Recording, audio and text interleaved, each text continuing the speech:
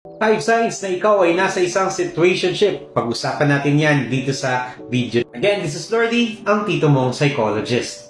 Unang-una at isa sa mga pinaka-obvious na senyales ay walang definition ang inyong relationship. Hindi mo alam kung kayo nga ba ay magkaibigan, merong mutual understanding, or maybe really in a relationship.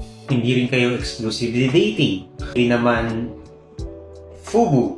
Pangalawa ay merong inconsistency. Hindi mo alam kung kailan kayo magkikita.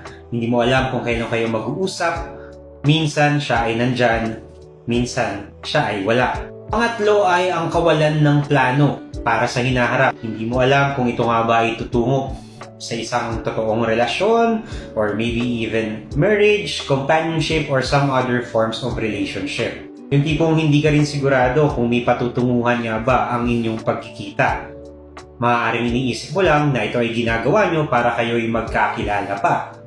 Pero hindi sa lahat ng pagkakataon, ganun ang nangyayari. Pang-apat ay merong superficial connection or napakababaw lang ng pagkakakilanlan nyo sa isa't isa.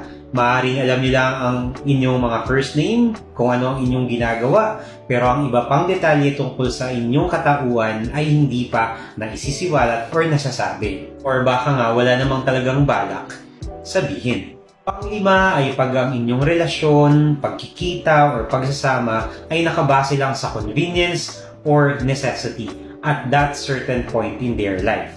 Yung tipong magkikita o mag-uusap lang kayo kapag ikaw ay kailangan mo siya or pag siya naman ay kailangan ka niya. Maliban doon, wala nang ibang pagpaplano or pag-uusap patungkol sa relasyon or sa nangyayari sa inyong dalawa. Yan lang ito sa mga senyales na ikaw ay nasa isang situationship. Pero ano nga ba ang situationship? Pag-usapan natin yan sa susunod na video.